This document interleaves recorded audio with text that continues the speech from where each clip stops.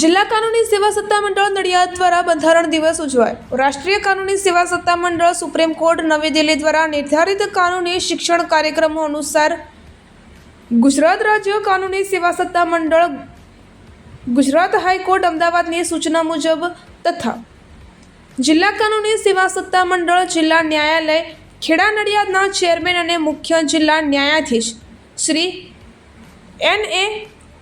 અંજારિયા સાહેબના નેતૃત્વ અને માર્ગદર્શન હેઠળ આજરોજ 26 નવેમ્બર બંધારણ દિવસની ઉજવણી અંતર્ગત નડિયાદ સ્થિત JS આયુર્વેદ મહાવિદ્યાલય ખાતે તબીબી અભ્યાસ કરતા અને ભાવિ ડૉક્ટરો માટે એક વિશેષ કાનૂની જનજાગૃતિ કાર્યક્રમનું આયોજન કરવામાં આવેલા વિશેષ કાર્યક્રમનું સમગ્ર સંચાલન અને વ્યવસ્થા JS Ayurved મહાવિદ્યાલયના Acharya professor doctor Kalapi Patel દ્વારા કરવામાં આવ્યું હતું। આ કાર્યક્રમની શરૂઆતમાં JS આયુર્વેદ મહાવિદ્યાલયના વિભાગાચાર્ય ડૉક્ટર કૃપવ સાવડાએ કાર્યક્રમમાં ઉપસ્થિત સૌ મહાનુભાવો તથા તબીબી વિદ્યાર્થીઓનું સંસ્થા વતી હાર્દિક સ્વાગત કર્યું હતું। ત્યારબાદ આ કાર્યક્રમના અતિથિ વિશેષ એવા જિલ્લા કાનૂની સેવા સત્તા મંડળ જિલ્લા ન્યાયાલય નડિયાદના full time secretary senior civil જજ કેડર શ્રી DB જોશી સાહેબ દ્વારા મફત અને સક્ષમ કાનૂની સેવાઓ વિશે વિસ્તૃત માહિતી આપી અને સમજ આપી હતી।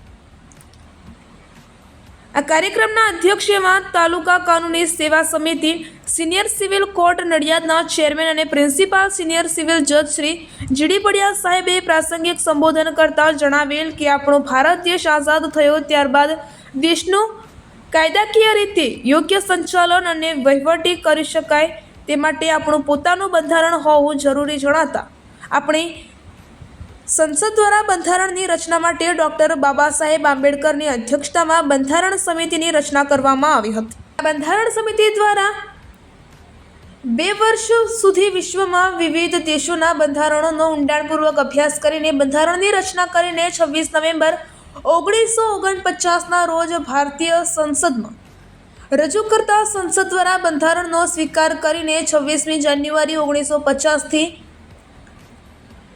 દેશમાં બંધારણ લાગુ કરવામાં આવેલ, જેથી 26મી નવેમ્બરે પ્રજાસત્તાક દિન કહેવાય છે। આપણું બંધારણ એ આપણા દેશનો સર્વોચ્ચ કાયદો છે। બંધારણની મૂળભૂત જોગવાઈઓ સાથે સુસંગત ન હોય તેવો કોઈ કાયદો આપણા દેશમાં લાગુ કરવામાં આવતો નથી સહિતની વિસ્તૃત જાણકારી અને સમજ આપી હતી।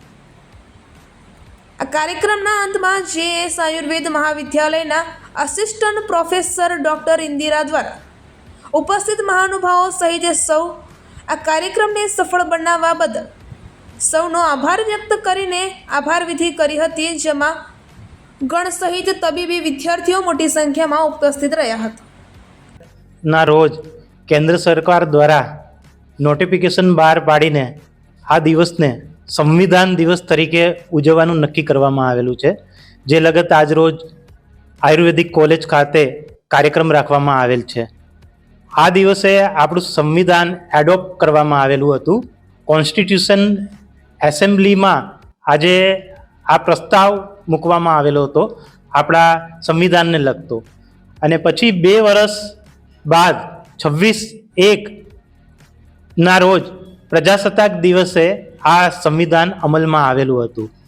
આના માટે બાબા સાહેબ આંબેડકરના ચેરમેનશીપમાં ડ્રાફ્ટિંગ કમિટીની નિમણૂક કરવામાં આવેલી હતી, જેના તેઓ ચેરમેન હતા, અને તેમને આ બંધારણ જે છે એ તૈયાર કર્યું હતું। આ બંધારણ છે એ હાથથી લખવામાં આવેલું હતું, અને તે આજની તારીખે પણ પાર્લામેન્ટની લાઇબ્રેરીની અંદર તે રાખવામાં આવેલ છે। આ બંધારણને કેલિગ્રાફી તરીકેમાં પણ લખવામાં આવેલું હતું, જેની પણ કોપી જે છે એ પાર્લામેન્ટની લાઇબ્રેરીમાં મૂકવામાં આવેલી છે। વિશ્વનું સૌથી મોટું બંધારણ એ આપણું બંધારણ છે, અને આ દિવસને 26/11 તરીકે ઉજવવાનું કેન્દ્ર સરકારે નક્કી કરેલ છે, જેથી આ દરેક વર્ષે સંવિધાન દિવસ તરીકે ઉજવવામાં આવે છે।